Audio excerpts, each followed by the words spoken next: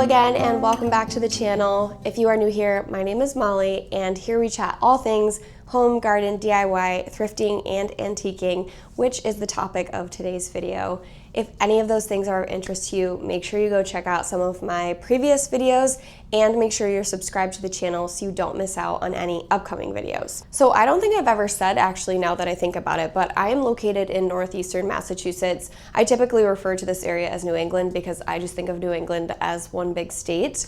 But a lot of the places I go to are in northeastern Massachusetts and southern New Hampshire. I have a couple of go-to thrift stores and antique markets that I frequent, but when I have time or I want to drive a little bit further, I love to check out new stores. If I can fit it in, I try to go at least once a week, but lately that just has not been the case because life has been so busy. But over the last month or so, I have had time to pop into a few different stores. Some of them were actually new to me, which was cool, and I will share that.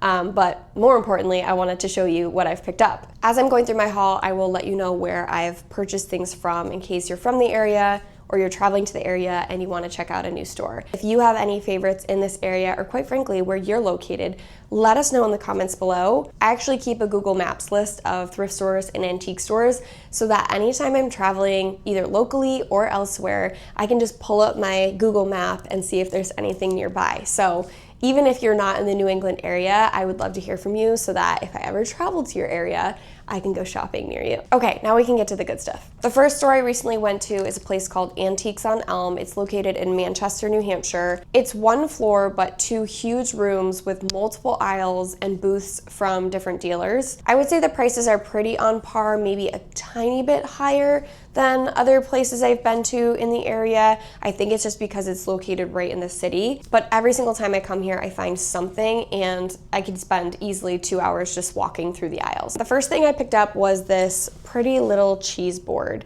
So it's quite small, as you can see, but I loved the floral motif on it. I loved the colors. I would not consider this an antique by any means, but as soon as I saw it, I thought it could be really cute to put like a candle on, or you could put a couple of bowls for charcuterie, or you could serve cheese on it. So I felt like this was a really nice like styling or serving piece. When I saw it in the booth, it was just like hanging on the wall. So I feel like even if you didn't use this for a styling or serving piece, you could just hang it on the wall as art, which could be kind of cute. Anytime I see something and I can immediately think of what I can use it for, I usually pick it up, of course, if it's priced right. And this was just $10, which I thought was fair. Of course, after I picked that up, I went around the corner and saw this cute little brass candle snuffer.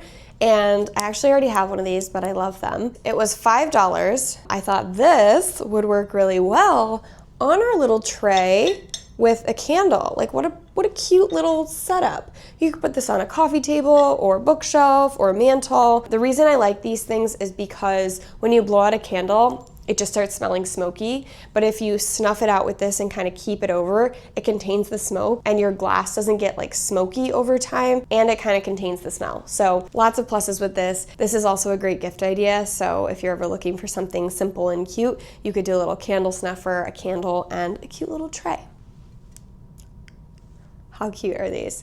Okay, they're horses, but if you're a Harry Potter nerd like me, they could be interpreted as Patronuses, right? It's like this translucent kind of like white material. I don't know if it's stone or something else, but it's really pretty. They're pretty heavy. And, you know, obviously they can be used as bookends, but I just felt like they would be so appropriate in my office where I have all my Harry Potter books and wands and Harry Potter Legos and things like that displayed on the shelves. Tell me that's not a brilliant idea. Patronus, genius. These were $40 for the set, which, yeah, you know, it could have been cheaper, could have been more, so I felt like $40 was reasonable. You know, they were in good condition. They could use a little bit of a clean, but nothing was broken or chipped on them, and they were too perfect to pass up. One of the things I always gravitate toward are crystal dishes, bowls, canisters, etc. So this one was a no-brainer. I really liked that it had a lid, and I liked the size of it. It's a little bit larger than some of the others that I have, and it's really solid, like it's nice and heavy. I think crystal and glass just reflects light really beautifully. So something like this just adds a little bit of elegance to any space. and it can be used in a million different ways. You could use this in the kitchen for cookies or treats. You could use it for dog treats. I use smaller ones like these in the bathroom to store cotton swabs and Q-tips. So the possibilities are endless, and it's both beautiful and functional. The last thing I picked up at Antiques on Elm was kind of random. I was just panning the camera for B-roll and I was going down this shelf, and I wasn't really paying attention to what was on there, but when I looked into the screen, I was like, oh my God, that's the lock I need. We have these exact same door handles, and it was this door handle and mortise lock combination. We live in an old home, and when the previous owners renovated this house, they sourced some older hardware to keep, with the theme of the old home. And all of our door handles look like this. I actually don't know if it's like a lacquered wood or some sort of stone. I feel like stone sounds crazy, but it looks like a burl wood or something. Either way, most of our doors also have this mortise lock mechanism so that the doors can latch closed, but my office door only ever had a handle, so it would never latch shut and it would always kind of pop open. And when I finished redesigning the office, I wanted to add a latch so that I could actually close the door and the dogs couldn't boop it open when I was on a meeting or something. But I tried looking for this mortise lock online and I could not find it anywhere. I found a lot of larger ones, but I couldn't find this smaller size, and the door is already cut to fit this exact size lock. So I just kind of put it on the back burner and was like, yeah, maybe I'll stumble upon it. Maybe I'll, find it online or something. And it just popped up in the antique store. So this was $20 for the handle and lock, which I have really nothing to compare it to. I didn't think that was terrible. I don't need the handle because we have a ton of these, but I needed the lock and I can only get it in a set. So here we are with both. The next place I went to is called Great Road Vintage in Acton, Massachusetts, and it's another multi-dealer antique market. Prices varied quite a bit. There were some things that, I see often that I felt like were priced a little bit high, and then some things that were priced a little more competitively or even on sale. The first thing that caught my eye was this sort of elongated basket with handles on the ends. I loved the color of it. It wasn't too blonde, it wasn't too dark. It was just kind of this really nice in-between tone. And I thought the elongated shape was unique. I didn't have anything particular in mind, but it was in really good condition, and I felt like there were a number of ways I could use it. I could put it on top of a shelf and store things in it. I could put a bunch of vases in it and fill it with flowers. I can store hats and gloves in here in the winter underneath the bench in the entryway. So usually if I find a basket that I gravitate toward, I pick it up because there are so many ways you can use baskets. I don't think there's ever been a case where I'm like, man, I wish I didn't have this basket. When I first picked it up, the price tag was $34 and I was like, that's kind of expensive. But then I noticed there was a 30% off sign in their booth for the spring sale, and that brought it down to $23-ish, which I thought was a little bit better. Still probably more expensive than purchasing a basket at Home Goods or Target or something, but it was just a unique shape and color, and it does have a nice little patina on it, and that kind of stuff is hard to find when you're buying brand new baskets. In that same booth, I spotted this beautiful brass candlestick holder.